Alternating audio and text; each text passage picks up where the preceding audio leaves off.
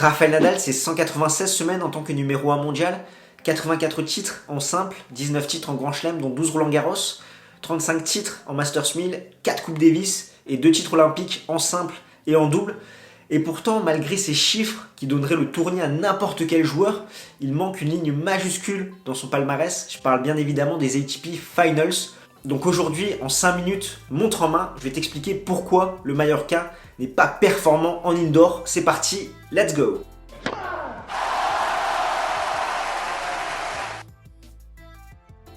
Comme d'habitude, avant de passer à l'analyse tactico-technique, nous allons nous intéresser aux chiffres.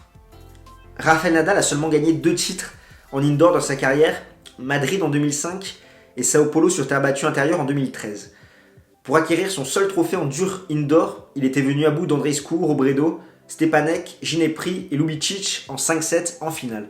Si nous regardons de plus près son pourcentage de victoires par rapport aux matchs joués et terminés, c'est-à-dire que je ne compte ni les forfaits ni les abandons dedans, il comptabilise seulement 68,1% de victoires en dur intérieur. À titre de comparaison, Roger Federer est à 82% de victoires et Novak Djokovic à 76,5% de victoires. Si nous nous concentrons sur les confrontations, Federer mène 5-1 contre l'Espagnol sur dur indoor. Pire, cela fait 10-4 pour le Suisse sur les 7 remportés. La seule victoire du Mallorquin est survenue en 2013 à Londres. Djokovic, lui, mène 4-2, 8-4 pour les 7 remportés. Les victoires de Nadal sont intervenues à la Masters Cup en 2007 et à Londres en 2010. Comment expliquer cet écart de 12% pour les victoires sur dur extérieur et sur dur intérieur pour le Mallorquin? C'est ce que nous allons voir. Déjà, quels sont les atouts de Rafael Nadal? Bien évidemment, ses compétences athlétiques, sa régularité du premier au dernier point et sa qualité de balle.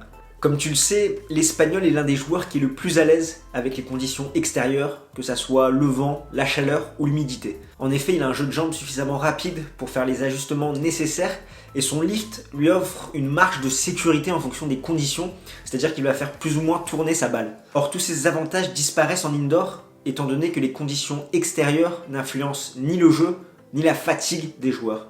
Un bon serveur trouvera plus de régularité au niveau de son lancer de balle dans des conditions intérieures, étant donné qu'il ne sera pas perturbé par le vent ou le soleil par exemple. Et un joueur offensif fera beaucoup moins d'erreurs sur ses coups d'attaque.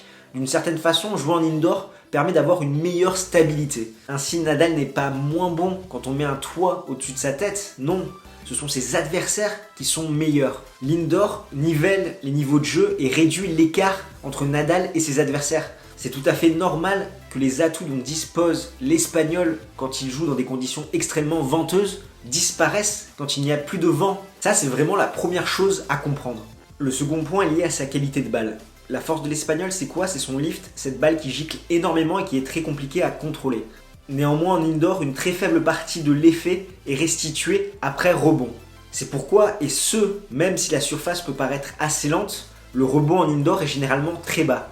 Ainsi, la balle du Mallorquin ne gicle plus, ce qui la rend beaucoup plus facile à contrôler, étant donné que cette dernière arrive à hauteur de hanche, et c'est encore plus facile pour les joueurs qui prennent la balle tôt, je pense notamment à Novak Djokovic. Sur terre battue, contrôler la balle de Nadal demande un effort physique, étant donné qu'elle te fait reculer. En indoor, ce n'est plus le cas car la balle arrive parfaitement à la bonne hauteur de frappe. C'est donc plus facile de tenir sa ligne.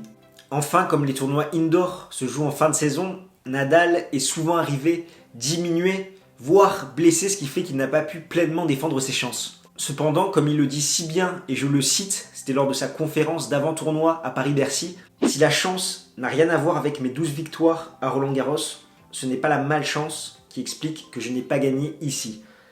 J'ai souvent été blessé et j'ai donc régulièrement manqué ce tournoi dans ma carrière. Parfois, j'ai aussi mal joué et mes adversaires ont été meilleurs que moi.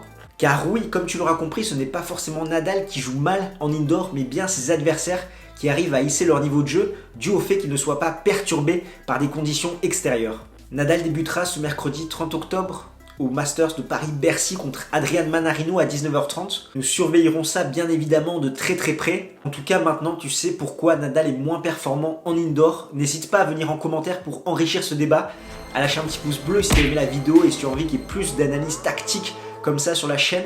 Et nous on se retrouve vendredi avant les quarts de finale pour faire un débrief à mi-parcours du dernier Masters 1000 de l'année. D'ici là, porte-toi bien. Ciao ciao tout le monde.